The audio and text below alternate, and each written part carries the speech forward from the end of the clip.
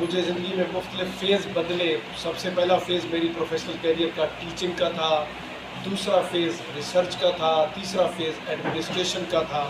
اور جب یہ تینوں اکٹھے ہوئے تو پھر جب رینکنگ کی بات ہوتی تھی، جب ہم نے اپنی یونیورسٹیوں کی حالت دیکھی، پھر میں نے کہا کہ وہ کون سی یونیورسٹی ہیں جو ٹاپ کرتی ہیں. جیسے کلاس میں وہ جو بچے ٹاپ کرتے ہیں وہ کیا کرتے ہیں؟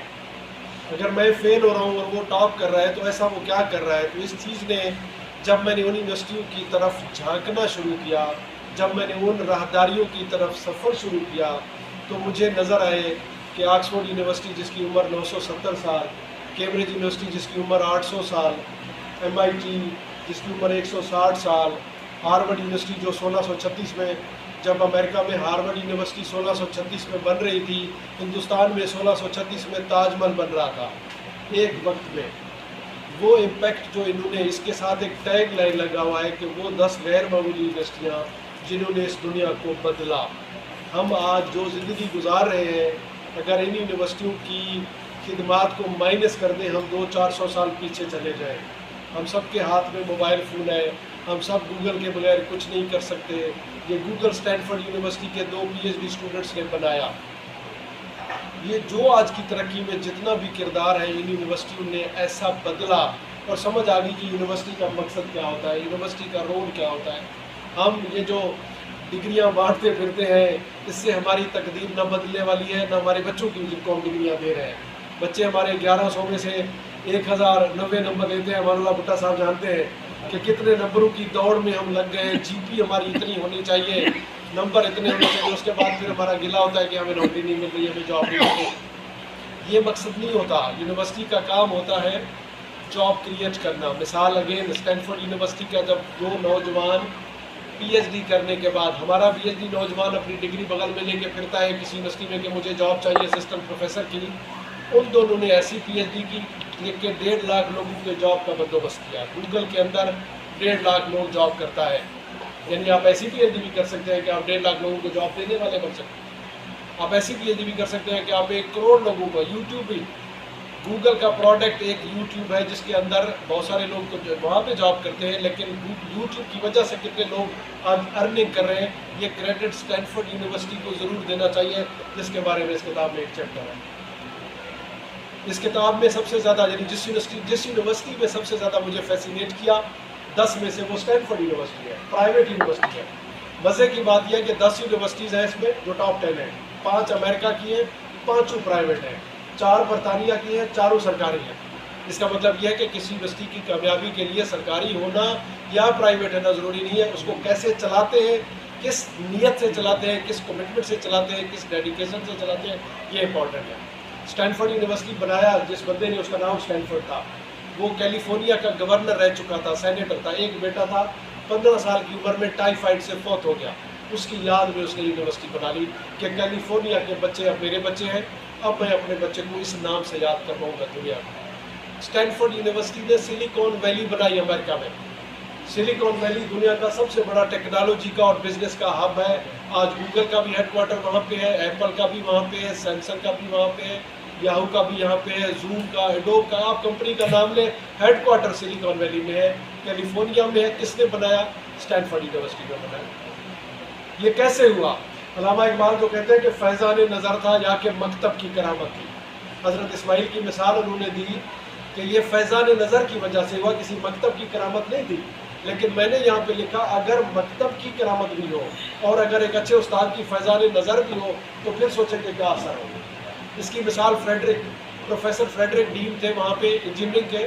جب 2 نوجوان پڑھ کے جا رہے تھے، اس نے کہا کہاں جا رہے ہو؟ کہتے جائیں گے کوئی نوکری ڈھونڈیں گے. کہتے کیوں نوکری ڈھونڈیں گے؟ آپ نے جو سیکھا ہے، انجینئرنگ پڑھی ہے، کچھ بنا لو. کیا بنانا آتا ہے؟ انہوں نے کہا ہمیں آڈیو آسیلیٹر بنانا آتا ہے. بنا لو. بنا لیا تو بہت اچھے بن گئے. انہوں نے کہا 200 اور بنا لو اور لوگوں کو بتا دو ہمارے پاس اویلیبل ہے، اور وہ بہت اچھی بک گئے.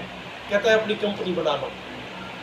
انہوں نے کہا کمپنی کا نام کیا رکھے؟ ان دونوں نوجوانوں کے نام تھے ہیولٹ اور پیکرڈ.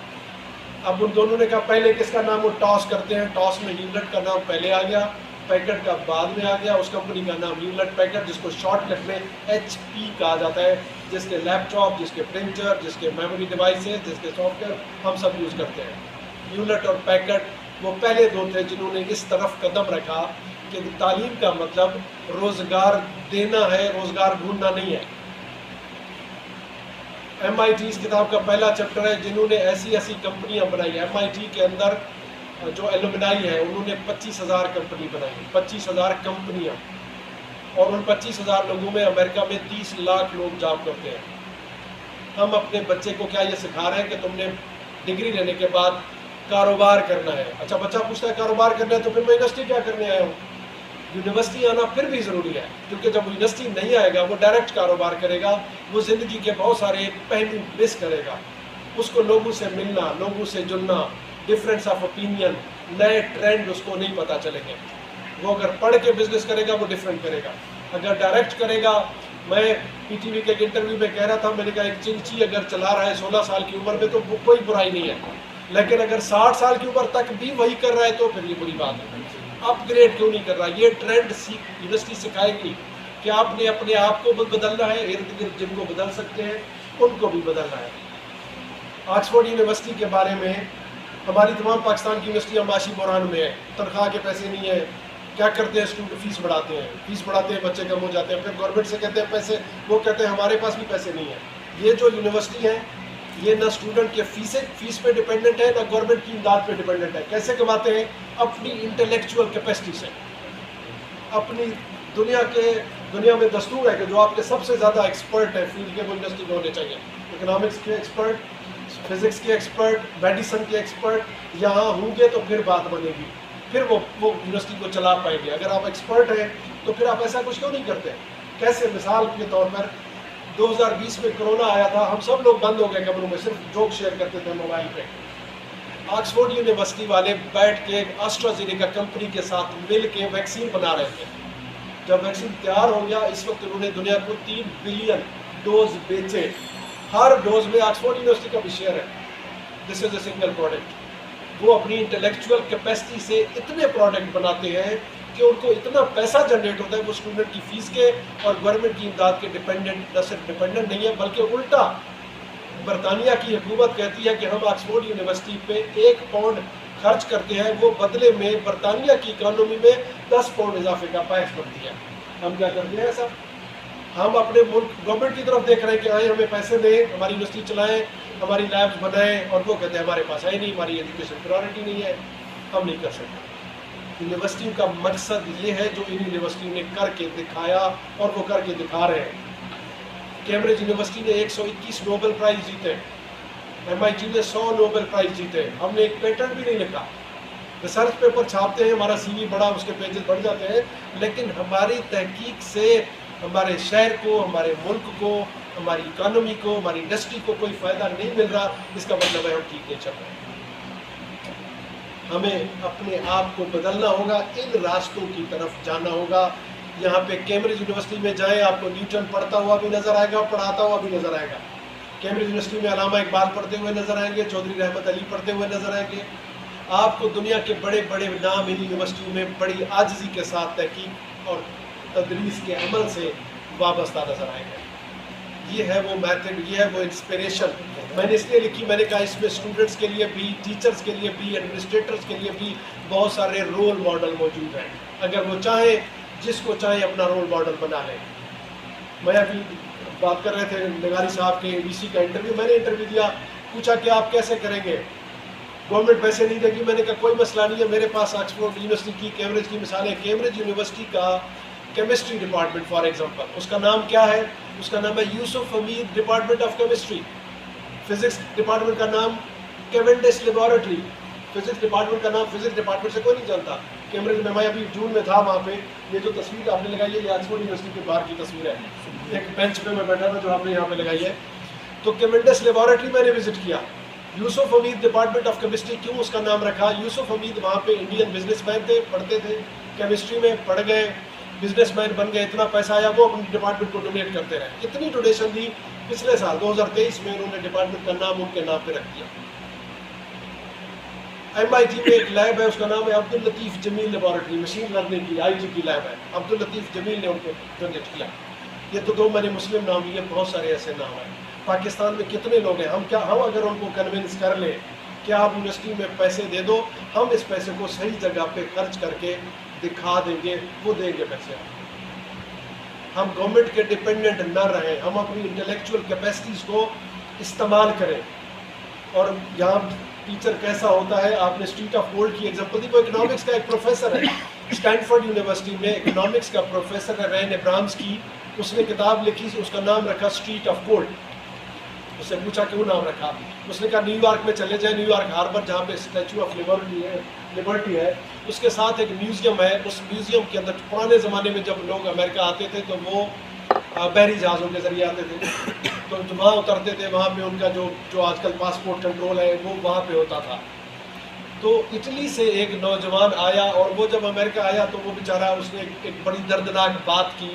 جو بات اس نے کی وہ آج بھی اس جگہ پہ دیوار کے اوپر، وہ جو میوزیم ہے جہاں پاسپورٹ کنٹرول ہوتا تھا، اب اس کو میوزیم بنا دیا گیا. اس میں صندوق پڑے ہوئے ہیں جو مسافر اس زمانے میں ساتھ لے کے آتے تھے ان کی نشانیوں کے طور پہ. دیوار پہ اس اٹلی کے نوجوان کی سیگ لکھی ہوئی ہے جس نے کہا تھا کہ when I was coming to America, I was told that streets are paved with gold. But when I arrived in America, I noticed three things. Number one, streets were not paved with the gold. Number two, streets were not even paved.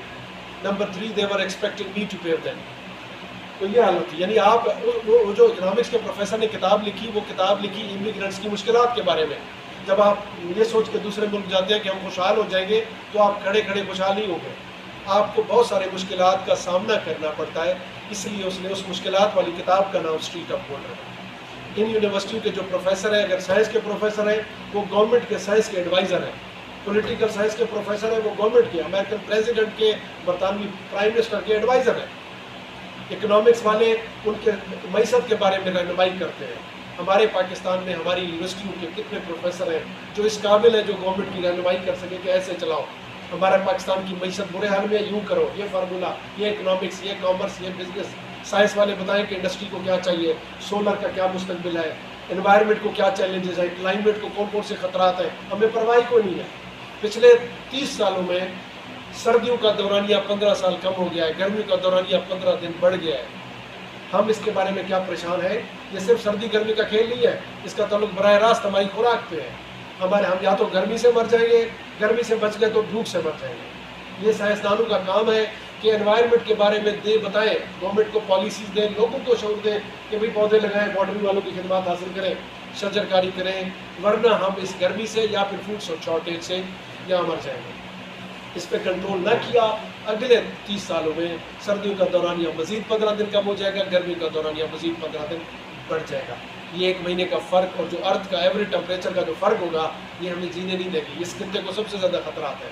یہ ہمارا کام ہے، یونیورسٹیوں کا کام ہے یہ بتانا، government کو بتانا.